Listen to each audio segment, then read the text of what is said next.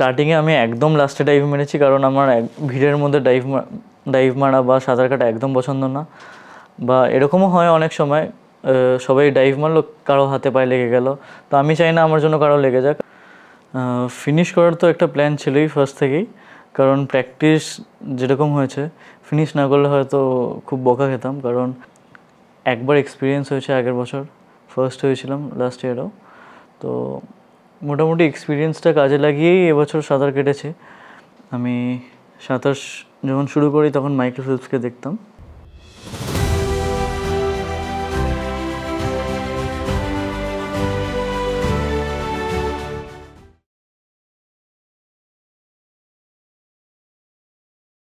কেমন লাগছে আজকে এখানে এসে? ইভেন্টের পরে এখানে আসাটা এটাও একটা এক্সপিরিয়েন্সেরই পার্ট। আমি গত 3 বছর ধরে পার্টিসিপেট করছি এখানে। 19 দুবার করেছি, একবার 81 করেছি, এটা সেকেন্ড টাইম 81 করলাম। তো ইন্টারভিউ যখন হতো তখন তো এখানেই হতো, ভেন্যুতেই হতো। এখন ফার্স্ট টাইম এখানে এসে স্টুডিওতে কোনো। অনেক অনেক কংগ্রাচুলেশনস তোমায় এত বড় একটা সাকসেস পাওয়ার জন্য। কেমন লাগছে আজকে 81 কিলোমিটার সাঁতরে অতিক্রম করে? ফিনিশ করার তো একটা প্ল্যান ছিলই ফার্স্ট থেকেই, কারণ প্র্যাকটিস যেরকম হয়েছে ফিনিশ না করলে হয়তো খুব বকা খেতাম। কারণ আমাদের এর আগেও 10 আওয়ার্স প্র্যাকটিস করায় একবার হয়। আগের বার যখন 81 করেছিলাম তার আগেও 10 আওয়ার্স হয়েছিল একবার। তো ফিনিশ করাটা খুব একটা বড় ইস্যু ছিল না। আর একবার এক্সপিরিয়েন্স হয়েছে আগের বছর, ফার্স্ট হয়েছিলাম লাস্ট ইয়ারও, তো মোটামুটি এক্সপিরিয়েন্সটা কাজে লাগিয়েই এবছর সাঁতার কেটেছি। প্রথম থেকে স্পিড আপ করিনি, আস্তে আস্তে স্পিড আপ করেছি, আস্তে আস্তে লিড নিয়েছি, প্রথম থেকে কোনো তাড়াহুড়ো করিনি। তো আলটিমেটলি মানে সুইমিং যখন স্টার্ট করেছিলাম তখনই বুঝতে পেরেছিলাম যে হয়তো যদি পেস মেনটেন করতে পারলি তাহলে ফার্স্ট হয়ে যাবো, এটা একটা এক্সপেক্টেডও ছিল। এই মেগা ইভেন্টের জন্য তুমি কি কি প্রিপারেশনস নিয়েছো আমাদের সাথে একটু শেয়ার করো। 81 কিলোমিটার্সের জন্য অ্যাটলিস্ট 2 মান্থস প্র্যাকটিস দরকার, মানে ডেডিকেটেডলি ফর দিস ইভেন্ট। আমি বেশি করবো ভেবেছিলাম, 2.5 মাস করবো ভেবেছিলাম, কিন্তু আগের মাসে আমার অ্যাক্সিডেন্ট হয় মিডিলে। তো প্র্যাকটিস তো মানে বেড রেস্টে ছিলাম আমি, আমার বাইক অ্যাক্সিডেন্ট হয় একটা 14 দিনের জন্য। দিয়ে আস্তে আস্তে রিহ্যাব করে করে আমি আগস্ট থেকে প্র্যাকটিস স্টার্ট করতে পেরেছি আবার। তো তখন আস্তে আস্তে প্র্যাকটিস বাড়িয়েছে, সকালে বিকালে মিলিয়ে 5 ঘন্টা প্র্যাকটিস হতো, 4.5-5 ঘন্টা। আর উইকলি ওয়ান্স এরকম হতো যে কন্টিনিউয়াস 5 আওয়ার্স বা 6 আওয়ার্স বা 7 আওয়ার্স বা 8 আওয়ার্স বা 10 আওয়ার্স একবার এরকম হতোই। এটাই ছিল আমাদের শিডিউল। আর মাঝখানে একটু ডিস্টার্ব হয়ে গেছিলো এই 14 ডেজ বেড রেস্ট আর 6 to 7 ডেজ রিহ্যাবের জন্য, এছাড়া সবই ঠিক ছিল। তোমাকে কি অ্যাট্রাক্ট করলো এই কম্পিটিশনে যোগ হওয়ার জন্য? আমি actually first time open water করেছিলাম 2015-এ। আমি লং ডিস্টেন্স করছিলাম, যখন আমার গ্রুপ 1 হয় তখন আমি 1500 ফ্রিস্টাইলে নামতাম, 800 ফ্রিস্টাইলে নামতাম। তখন থেকেই আমার স্যারের একটা ইচ্ছা ছিল যে আমি ওপেন ওয়াটার ইভেন্টে পার্টিসিপেট করি। তো ফার্স্ট টাইম 14K-তে পার্টিসিপেট করেছিলাম আর 10K-তে পার্টিসিপেট করেছিলাম ফার্স্ট ইয়ারে ওপেন সেগমেন্টে। তো যখন দুটোতেই ফার্স্ট হই তো স্যার বললো যে এটাতেও কন্টিনিউ করো। তো আস্তে আস্তে 19 কিলোমিটার্সে পার্টিসিপেট করবো ভেবেছিলাম 17-তে, কিন্তু আমার ডেঙ্গু হয়ে যায়। যেই দিন ট্রেন ছিল সেই দিনই আমার রিপোর্টটা আসে, তো আমি আসতে পারিনি। তারপরের বছর থেকে 2বার 19-এ পার্টিসিপেট করেছি, 2 বছরই মোর ফার্স্ট হয়েছিলাম। এবার একবার দেখতাম যে 81 ইভেন্টটা হচ্ছে, খুবই ইন্টারেস্টিং লাগতো। তারপরে তখন বলতো যে ওয়ার্ল্ডস লংগেস্ট ইভেন্ট, ওই জিনিসটা আমার খুব ইন্টারেস্টিং লেগেছিলো। ওয়ার্ল্ডস লংগেস্ট ইভেন্ট মানে সুইমিং ইভেন্ট। তো তাই জন্যই এখানে পার্টিসিপেট করা। 2023-এ ফার্স্ট টাইম করলাম, তারপরে নাহলে আমি 22-এও করতাম, কিন্তু 22-এ তো সম্ভব হয়নি। আর 23-এ আর 24-এ এই বছর 2 বছর পর পার্টিসিপেট করলাম। তুমি যে আজকে প্রাইজটা পেয়েছো এটা তোমার কাছে কতটা স্পেশাল? অ্যাকচুয়ালি আমি বলতে চাই যে আমি এটা প্রাইজের জন্য আসিনি। আমার মেন এম থাকে লাস্ট যদি কোথাও প্রথমবার পার্টিসিপেট করি তাহলে একটা ভালো টাইম করার, মানে যেটা নিজের কাছে ভালো লাগবে বা একটা রেসপেক্টেবল টাইম হবে। আর যদি সেকেন্ড টাইম পার্টিসিপেট করি তাহলে বা থার্ড টাইম বেটার দেন লাস্ট টাইম যাতে আমি পারফর্ম করতে পারি বা টাইম যাতে বেটার হয়। আনফর্চুনেটলি আজকে হয়নি সেটা, আগের বার থেকে টাইম খারাপ হয়েছে, অনেকটাই খারাপ হয়েছে। 17 মিনিট স্লোয়ার গেছি আমি এবছর পুরো 81 কিলোমিটারে। এটার একটা রিজন আছে, ফার্স্ট 50 কিলোমিটার্সে কোথাও ফ্লো ছিল না, হয়তো 2-3 জায়গায় ফ্লো ছিল ফার্স্ট 50 কিলোমিটার্সে, তারপর থেকে আস্তে আস্তে কয়েকটা জায়গায় ফ্লো আসে, আর লাস্ট 19 কিলোমিটার্সে আমি 4-5 জায়গায় ফ্লো পাই। এটা ছাড়া খুবই ফ্ল্যাট ছিল ওয়াটার্স। তো আগের বার থেকে এফোর্টও বেশি দিয়েছিলাম, কিন্তু টাইম বেড়ে গেছে। কোনো ব্যাপার না, তাও তুমি ফার্স্ট হয়েছো। সেটা একটা ব্যাপার, বাট ওইটা মেন এম ছিল না, এমটা অন্য ছিল। তোমার কে ইন্সপিরেশন? ইন্সপিরেশন বলতে গেলে আমার অনেক দিকে অনেক রকম ইন্সপিরেশন আছে। আমি সাঁতার যখন শুরু করি তখন মাইকেল ফেলপসকে দেখতাম, ভাবতাম যে ওই জায়গাটায় যাওয়াই মানে সর্বোচ্চ। হ্যাঁ, এটা ঠিক যে সর্বোচ্চ, বাট ওই জায়গায় যাওয়ার জন্য মানে যেরকম ফেসিলিটি লাগে, যেরকম ডেডিকেশন লাগে, ফেসিলিটি হয়তো নেই, ডেডিকেশনটাও আমার মধ্যে নাই হয়তো। উনি 5 বছর কন্টিনিউয়াস একদিনও প্র্যাকটিস মিস করেননি, সেটা আমার প্রত্যেক উইকেই একদিন করে ছুটি থাকে, ঠিক আছে?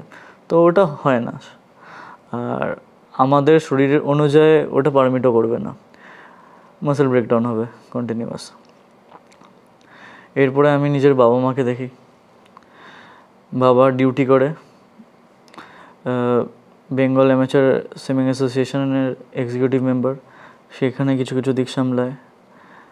বর্ধমানের বাড়িতে থাকে, ঠাকুমাকে দেখে, এই বাড়িতে আসে, আমাদের সাথে থাকে, সুইমিং পুলে যায় আমাদের। মাকে দেখি, সব কিছু ছেড়ে আমার সাথে থাকে এখানে। আমাদের বাড়ি বর্ধমানে, মামার বাড়িও বর্ধমানেই। তো 2015 থেকে আমার আইসিএসসির পর থেকে মা এখানে এসেই থাকে। আরেকটা জিনিস বলবো, আমি আমার স্যারকেও দেখি, ওনার এজ এখন 65, একদিনও প্র্যাকটিস লেট হন না, আর একদিনও মিস করেন না। এই জিনিসগুলো আমার কাছে খুব ইন্সপায়ারিং। কম্পিটিশনে তো সারা বিশ্ব থেকে পার্টিসিপেন্টস আসে, তো তুমি প্রেশারটা কী করে হ্যান্ডেল করো? একটা যথেষ্ট প্রেশার চলে নিজের মধ্যে। ফার্স্টলি আমার যেটা মনে হয় সেটা স্পোর্টটাকে এনজয় করা মেন। হ্যাঁ, এবার রেজাল্টের দিকে আমি একদমই ভাবি না সেটা বলবো না, ভাবি, কিন্তু সেটা খুবই কম।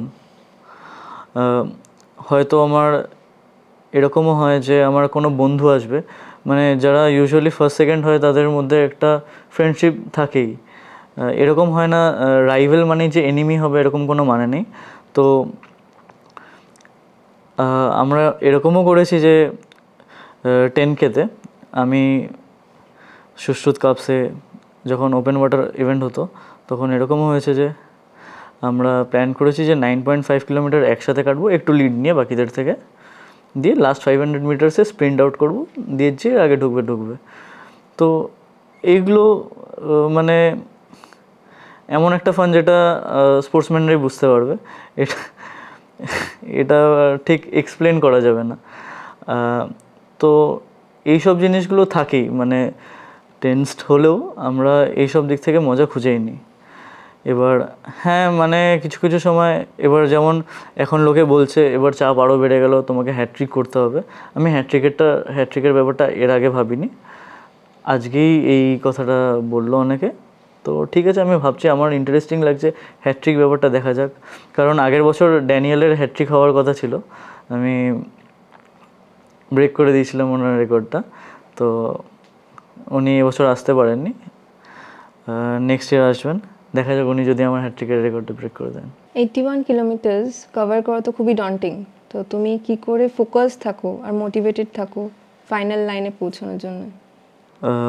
মোটামুটি যখন 10 মিনিটস পেরিয়ে যায় আমি বুঝতে পারি, কিন্তু সবসময় ভাবি যে না, 7 মিনিট 8 মিনিট পেরিয়েছে বা 5 মিনিট পেরিয়েছে, এরকম ভাবতে থাকি।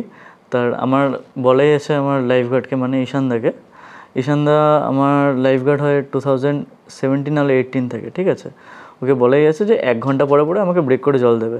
তো আমি মনে মনে ভাবি যে হাফ অ্যান আওয়ার 40 মিনিটস হয়েছে, তখনই ঈশানদা বলে না 1 ঘন্টা হয়ে গেছে। এইটাই আমার পক্ষে একটা মানে ইন্টারেস্টিং বিষয় হয়ে যায় তখন।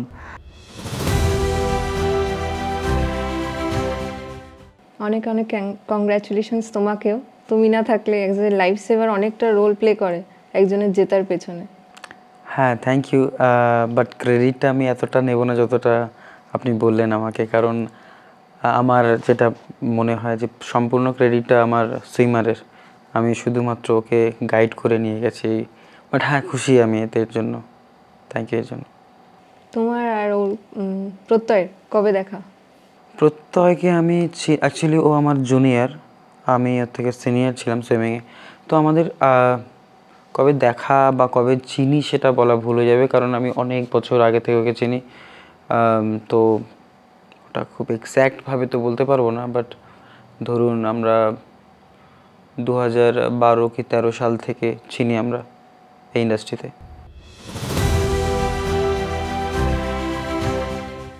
বাহ, 1 ঘন্টা হয়ে গেল, আমি ভাবলাম 40 মিনিটস।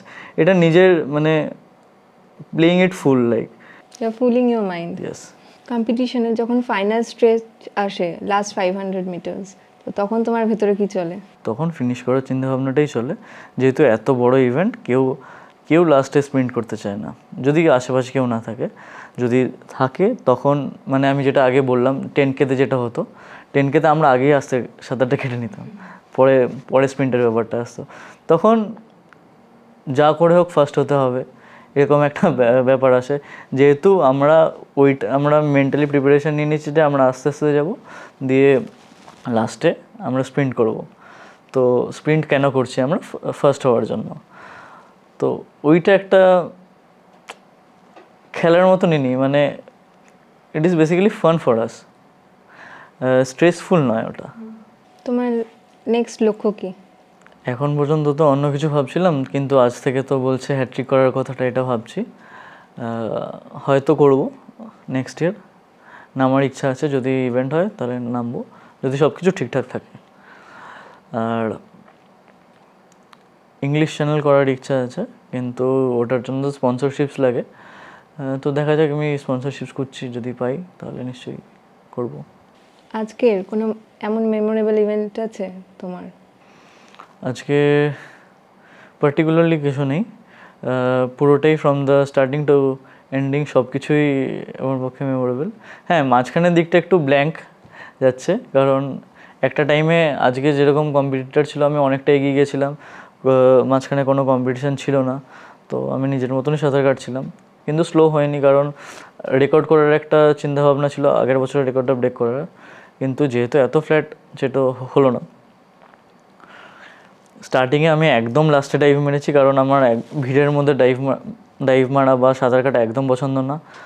বা এরকমও হয় অনেক সময়, সবাই ডাইভ মারলো, কারো হাতে পায়ে লেগে গেল, তো আমি চাই না আমার জন্য কারো লেগে যাক। আর ইউজুয়ালি আমার যেরকম বডি স্ট্রাকচার বা বাকিদের, তো আমি যদি ডাইভ মারতাম সেখানে বাকিদেরই লেগে যাওয়ার চান্সেস বেশি ছিল, আমার আশেপাশে যারা দাঁড়িয়ে ছিল। তো তাই জন্যই লেটে ডাইভ মারলাম প্রায় 5 সেকেন্ডস পরে। তারপরে আমি সেকেন্ডে যাচ্ছিলাম প্রায় 1 কিলোমিটার পর্যন্ত। তখন একটু অকওয়ার্ডই লাগছিলো, ভাবছিলাম যদি এই ছেলেটা পুরোটাই এরকম করে টানে, দিয়ে আস্তে আস্তে স্লো হয়ে গেল, তারপরে তো এগিয়ে গেলাম, আর ধরা হলো না। তুমি আজকে সাকসেসের জন্য কাকে কাকে ক্রেডিট দিতে চাও? প্রথমত আমার বাবা মাকে আর কোচকে, কারণ আমি স্যারের কাছে প্র্যাকটিস করেছি, আর বাবা মার ডেডিকেশনের ব্যাপার তো বললামই একটু আগে। আজকে ঈশানদা, মানে আমার লাইফ গার্ড, খুবই হেল্প করেছে এতে। এমন একটা টাইম এসেছিলো যে ঈশানদাকে সবসময় আমার প্যারালালি থাকতে হয়, ঠিক আছে? লাস্টে যারা বোট চালায় তারা রাখতে পারছিল না ঈশানদাকে, তো ঈশানদা নিজেই বোট টানছিল।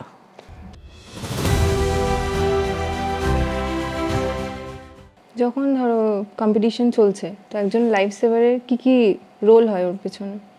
লাইফ সেভারের রোলটা হচ্ছে ওই আমরা যেহেতু গঙ্গায় সুইমিং করি, কারণ গঙ্গাতে কি হয়, অনেক স্রোতের ব্যাপার থাকে, যেটা কারেন্ট বলি আমরা ওই ল্যাঙ্গুয়েজে। তো কারেন্ট বা আপনার যেসব টার্নগুলো আসা, যে ওয়েতে আমি ওকে নিয়ে যাব, তো অ্যাজ এ লাইফ গার্ড আমার কাজ হচ্ছে ওকে ওই ওয়েটা নিয়ে যাওয়া, কারণ প্রিপেয়ারও বরাবরই ছিল, প্রিপেয়ার হয়ে এসেছিলো। আমার শুধু কাজ আমাকে ওয়েতে নিয়ে যাওয়া। আর ডিউরিং সুইমিং ওকে, যেমন আজকে 81 কিলোমিটার, তো 11 ঘন্টা লেগে গেছে আমাকে ওকে টাইমে ওর খাবার দেওয়া, কারণ 11 ঘন্টা কিছু না খেয়ে তো মুশকিল, তো সেই হিসাবে খাওয়া দাওয়ার এটা থেকেই যায়। তো টাইমে টাইমে খাওয়া দাওয়া, জল দেওয়া, প্লাস নিয়ে যাওয়া রাস্তা দিয়ে, মানে পথ দেখিয়ে, তো ব্যাস। তোমার এই লাইফ সেভারের কাজ কবে থেকে স্টার্টিং?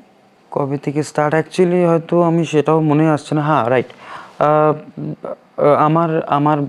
আমার ভাই থেকে আমি স্টার্ট করেছিলাম লাইফ গার্ডের, মানে লাইফ সেভিংয়ের যে ইয়েটা। তো সেখান থেকে একটা খুবই মানে 1-2 বার ওর সাথে ছিলাম।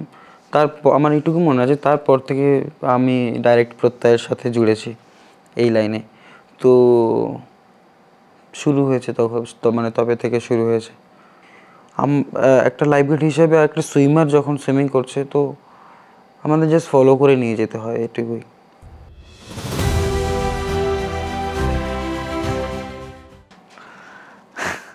তো এটা বলবো যে ঈশানদা জাস্ট প্যারালি আমাকে গাইড করার জন্য নিজে বোটও টেনেছেন, ঈশানদার হাতে ফোসকাও পড়ে গেছে, সেখানেও একটা। আমার প্র্যাকটিস পার্টনার যারা আছে তাদেরকে তো ধন্যবাদ জানাবোই। আমার বন্ধুদের সাথে দিনের পর দিন দেখা হয় না, কিন্তু যেদিন দেখা হয় সেই পুরনো বন্ধুর মতনই বিহেভ করে, তো এটা একটা প্লাস পয়েন্ট, আমি এরকম বন্ধু পেয়েছি। তুই যখন প্রাইজটা পাচ্ছ স্টেজে, তখন তোমার মা বাবার রিয়াকশন দেখেছো? বাবাকে দেখতে পাইনি, মানে বাবা একটু পিছন দিকে বসছিল, কারণ লাইটটা আমার মুখের ওপর ফোকাস করছিল। আর মাকে তো দেখছিলাম, মা দাঁড়িয়ে দাঁড়িয়ে হাসছিল, খুব খুশি ছিল। সবাই খুশি ছিল, মানে আমার সাথে যারা প্র্যাকটিস করে তারা বা তাদের প্যারেন্টসরা। এখানে ঈশানদাও খুব খুশি ছিল, ঈশানদা খুবই খুশি ছিল, ঈশানদা উঠেই বলছিল। তারপরে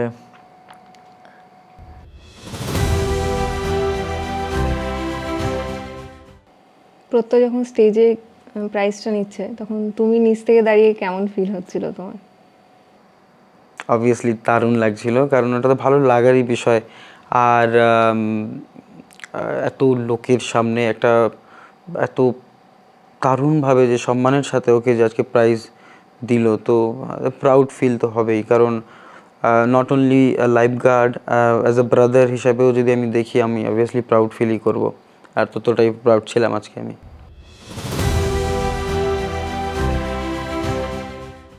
এইখানে যে দেবেন্দ্রনাথ দাস আছেন, মানে যে সেক্রেটারি, তিনিও খুব খুশি। এখানে জঙ্গিপুরে বা বহরমপুরের যারাই আছেন সবাই বলছিল এবছরও গোল্ড পাবে, তো তারাও আশা করছি খুবই খুশি হয়েছেন। এই কম্পিটিশনে যারা পার্টিসিপেট করেছে তোমার সাথে, তুমি তাদেরকে কি মেসেজ দিতে চাও? এই কম্পিটিশনটার একটা বড় ব্যাপার হচ্ছে ফিনিশ করা। তো যারা ফিনিশ করেছে তাদের তো মানে কংগ্রেচুলেশন জানাতেই হয়। আর those who dare to participate in this event যদি ফিনিশ নাও করে থাকে, তাহলে আমি বলবো তাদের গার্ডস আছে।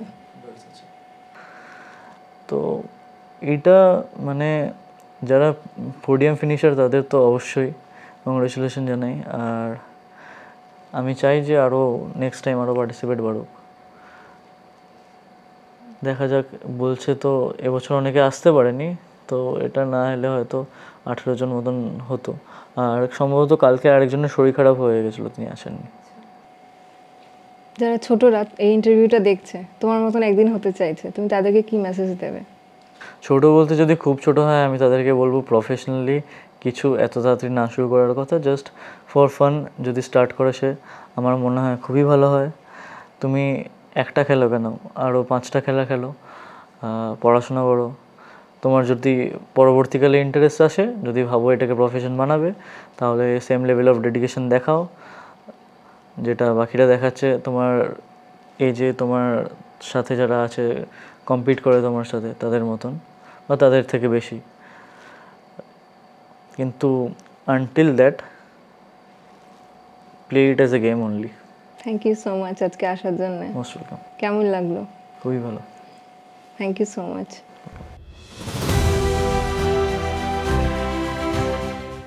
That's it, sir. Thank you. Thank you so much. Thank you. I would again like to thank Protoy for staying with us so long. Thanks to you all for watching the video till the end. Please support us by subscribing our channel. Thank you so much. Love you all. Jai Hind.